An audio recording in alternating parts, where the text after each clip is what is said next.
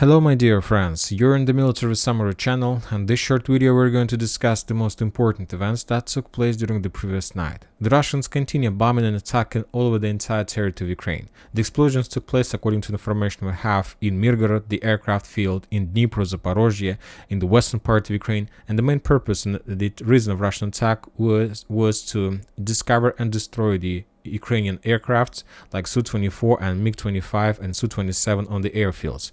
Furthermore, the Russians continue bombing and attacking Kherson, the city of Kherson, using FAB-500 and FAB-1500.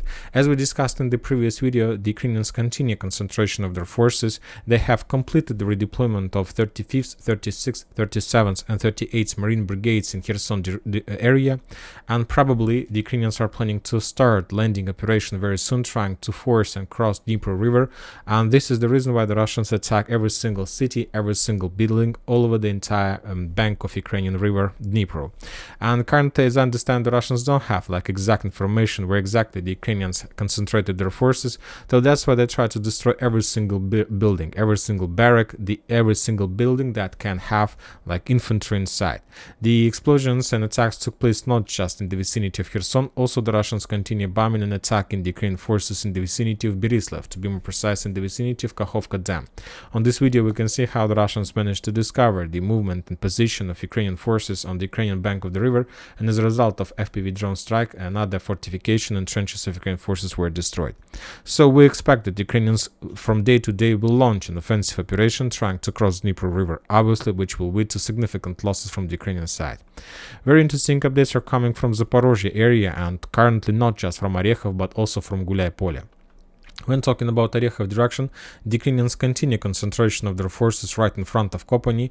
There are not many kilometers left before the city. The Ukrainians try to get as close as possible armored vehicles, infantry and so on. If you remember, as a result of clashes on this front line during a few days ago, the Ukrainians managed to capture the trenches and managed to dig in deeper. Currently, the Russians are trying to discover and track the Ukrainian movement, the movement of Ukrainian armored vehicles, infantry, and they attack everything that moves in this direction. Mainly for this purposes, the Ukrainians are using FPV drones, and you are already familiar with the FPV drone squad Babry, and this is exactly the squad that operates exactly in this direction.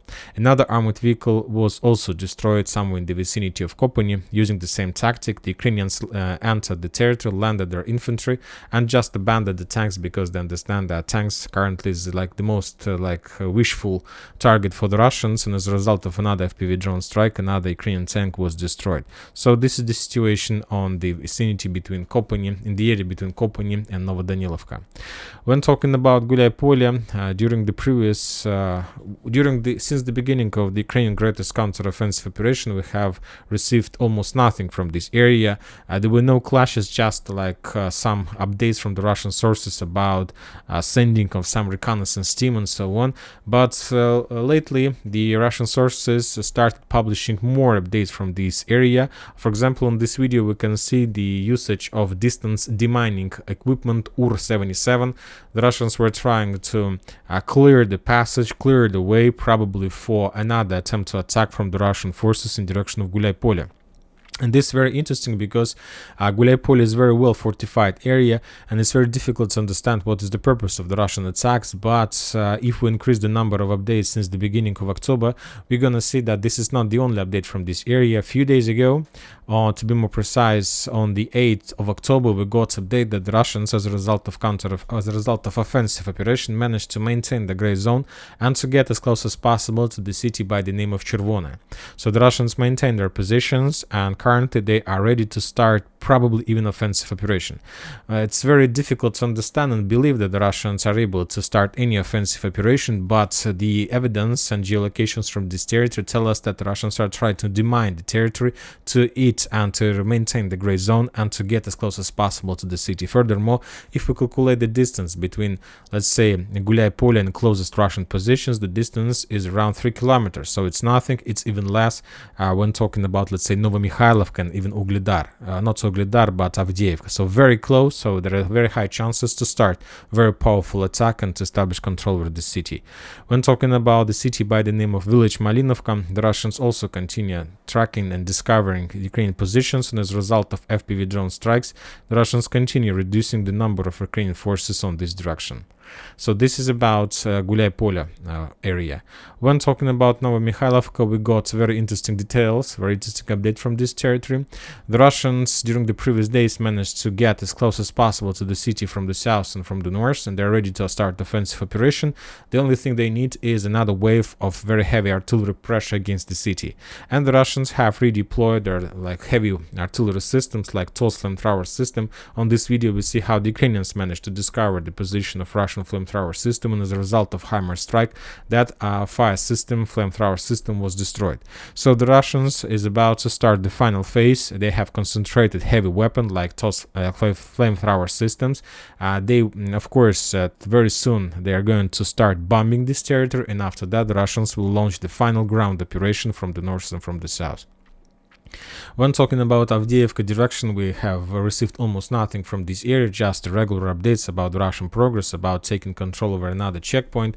On this video we see how the Russians during the night were bombing and attacking Avdiivka, to be more precise the chemical plant, and the sources are saying that currently the main clashes are taking place exactly in the vicinity of chemical plant. The Russians still try to establish control, to bypass the Terikon, the landfill, to cross the railways, tracks and so on, and they're bombing, the Russians are bombing the chemical plant like 24 hours, 7 days a week, without giving even a single second for rest for soldiers inside of this area.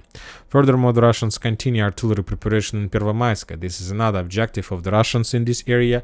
As we can see, the Russians are moving focus further to the west, so basically they have already destroyed everything and forced the Ukrainians to step back from the eastern positions, edge eastern positions of the city. So we expect also renewing of offensive operation of the Russian forces in Pervomaiska direction as well. But when talking about the situation on the ground, no changes at all.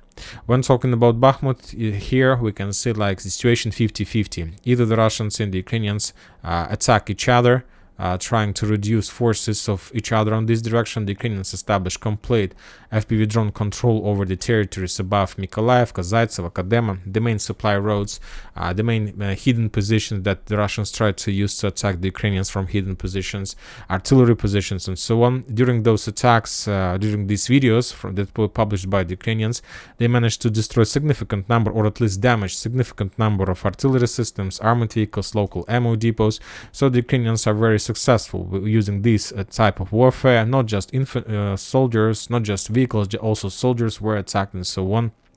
The Russians published the video of another attempt to attack from the Ukrainian side in direction of Andriivka and the railways that goes from Klishchevka to Andriivka. Another failed attempt, significant number of losses the Ukrainians have. They lost significant number of armored vehicles and tanks. So another suicide operation ended with a very big number of destroyed armored vehicles and infantry from the Ukrainian side.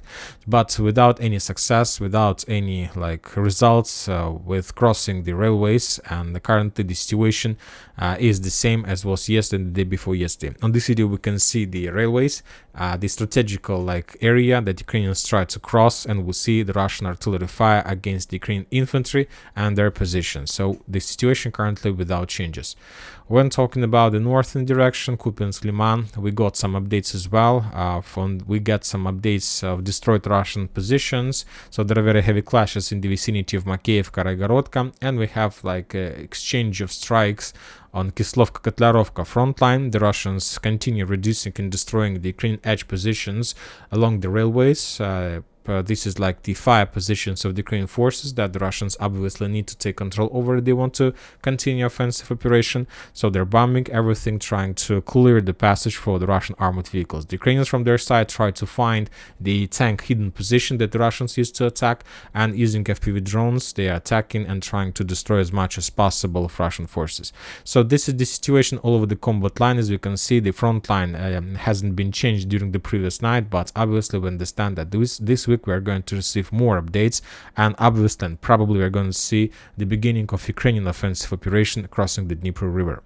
And that's it for today. Military Summary channel reminds you to condemn any violence in the world. Thank you for watching. Subscribe to my channel, put your likes, join my Patreon, and have a good day. Bye bye.